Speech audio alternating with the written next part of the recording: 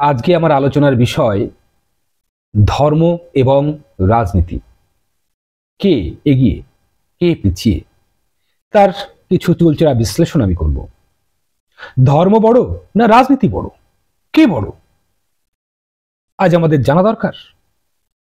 আজ আমরা এতটা আধ্যাত্মিক দূষণের মধ্যে আছি যে আমরা বুঝতে পারছি না কে বড়, কাকে জীবনে অগ্রগণ্য ভূমিকা দেওয়া উচিত,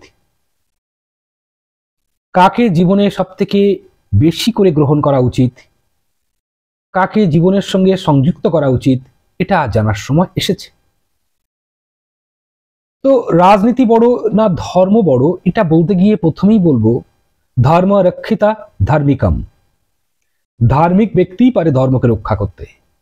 এই ধার্মিক ব্যক্তি কোথা থেকে আসে? এরা ধার্মিক ব্যক্তি বলতে তাকেই বোঝানো হয় যে ব্যক্তির মধ্যে ধর্মের জন্ম হয়েছে।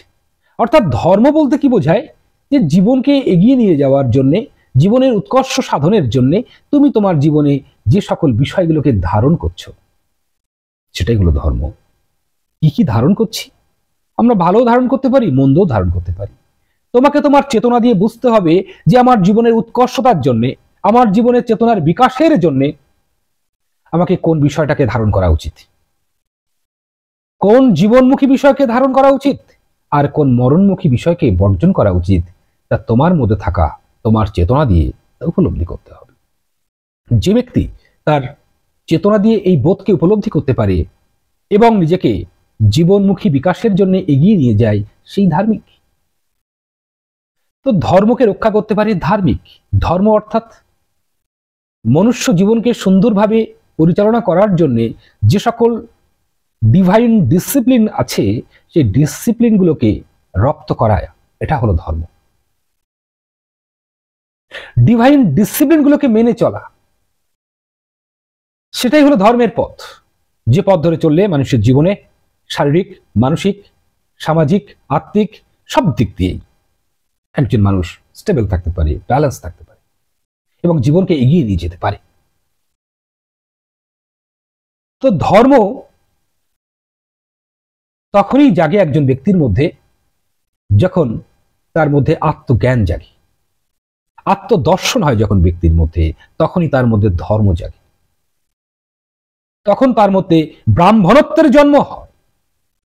ব্রাহ্মণ কথার অর্থ হলো ব্রহ্ম জ্ঞান অর্জন করেছে। যে এটা কোনো বই পড়ে পাশ করা যায় না, কোনো স্কুল, কলেজ, ইউনিভার্সিটির ডিগ্রি দিয়ে পাশ করা যায় না, এটাকে অর্জন করতে হয়।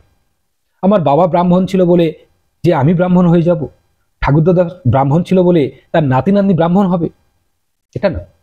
প্রত্যেককে এটা অর্জন করতে হবে। এটা পদবি দেখে বিচার করার জিনিস না, এটা চেতনা দেখে বিচার করার জিনিস, এটা তার জ্ঞান দেখে বিচার করার বিষয়। আত্মজ্ঞান হলো অর্জন করার বিষয়, এটা পৈতৃক সূত্রে পাওয়ার বিষয় নয়। যারা মনে করে এটা পৈতৃক সূত্রে পাওয়ার বিষয়, তারা নির্বোধ। কারণ একজন ব্রহ্মজ্ঞানী তার চাল চলন, কথাবার্তা, তার লিডিং সবকিছু হবে উৎকর্ষময়।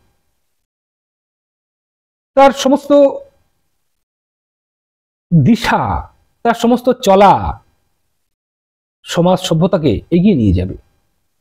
সমাজ সভ্যতা কখনো ধ্বংসের দিকে এগিয়ে যাবে না, বরঞ্চ সৃষ্টির দিকে এগোবে। রাজনীতি আসছে কোথা থেকে? ক্ষৈত্র থেকে। ক্ষৈত্র কথার অর্থ কি? সোলজার, যারা লড়াই করে, যারা যুদ্ধ করে, তারা হলো ক্ষৈত্রীয়। ক্ষৈত্রীয়দের মধ্যে যে প্রধান, সেই হয় রাজা। রাজার কি কাজ? রাজার কাজ প্রজার হিতার্থে নিয়োজিত হওয়া, প্রজার কল্যাণ সাধন করা, প্রজার সুরক্ষা দেওয়া। এটাই হলো রাজনীতি, এটাই হলো রাজার নীতি।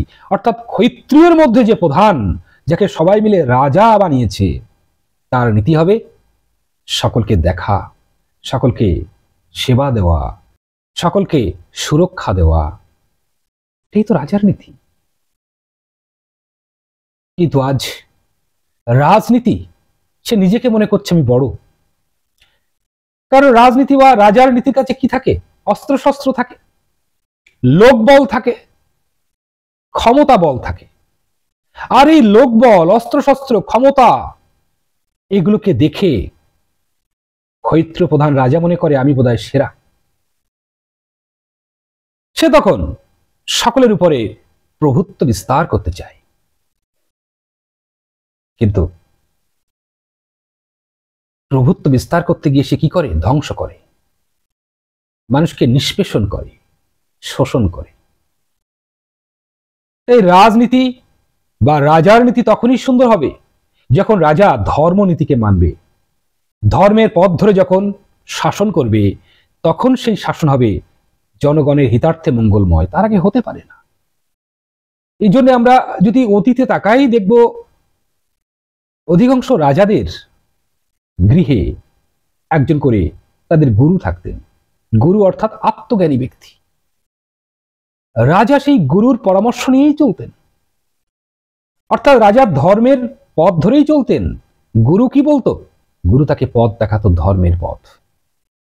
যে ধর্মের পথ ধরে কেমন করে মানুষের জীবনে বিকাশ সাধন করতে হয়, প্রজাদের কেমন করে সেবা করতে হয়, এই শিক্ষা দিতেন ধর্মগুরু, অর্থাৎ শিক্ষক, যিনি এনলাইটেন্ড পারসন। রাজা সে তার প্রত্যেকটা রাজকর্ম পালন করার আগে সে তার শিক্ষক বা গুরুর পরামর্শ নিত। আমরা যদি ভারতবর্ষের ইতিহাস ঘাঁটি, কি দেখব? এরকম উদাহরণ অনেক আছে। সব থেকে উল্লেখযোগ্য যেটা আমার মনে পড়ছে, চন্দ্রগুপ্ত মৌর্য এবং চাণক্য। যেন গুরু শিষ্যের অসাধারণ মিল। রাজা ক্ষত্রিয়, সে রাজ্য শাসন করছে, তার রাজ্য শাসনের সমস্ত দিশা বলে দিচ্ছে কে? পথ নির্দেশ কে করে দিচ্ছে? তার গুরু, তার ধর্ম। ধর্মের পথ ধরেই রাজা যখন রাজ্য শাসন করে, তখন সেই রাজ্যের মানুষ সুখী হয়, প্রজার কল্যাণ হয়। কিন্তু যখন শাসক ধর্মের পথ ত্যাগ করে অধর্মের পথ ধরে শাসন করতে যায়, প্রজা হিতার্থে কাজ করতে যায়, সেটা কখনোই প্রজা হিতার্থে ভালো হতে পারে না। তাই যে সকল ক্ষৈত্র প্রধান রাজা বা বর্তমান সময়ের শাসকরা যারা অধর্মের পথ ধরেছে, তারা অমানবিক ভাবে মানুষের মধ্যে রাজকার্য পরিচালনা করতে গিয়ে নিজেদের পতন ডেকে এনেছে। এই পতন অবশ্যম্ভাবী। রাজা যদি তার রাজকর্ম থেকে সরে যায়, সে তার ধর্মের পথ থেকে যদি সরে যায়, তার পতন অবশ্যম্ভাবী, এবং সে পতন হবে চরম পতন। আর এই চন্দ্রগুপ্ত মৌর্য,